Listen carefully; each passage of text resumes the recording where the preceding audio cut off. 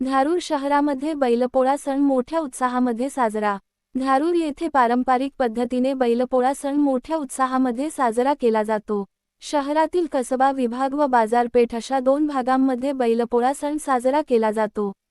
कसबा विभागातील बैलपोळ्याचा मिरवणुकीमध्ये मान बालासाहेब शिनगारे मुकदम, अश्रुबा शिनगारे पाटील, गणेश देशपांडे वतनदार, अरुण काटे, शिंदे मामा यांना पोळ्याचा मान असून त्यांच्या बैलाची मिरवणूक निघाल्यानंतर इतर शेतकरी आपल्या बैलांची मिरवणूक काढून बैलपोळा सण साजरा करतात।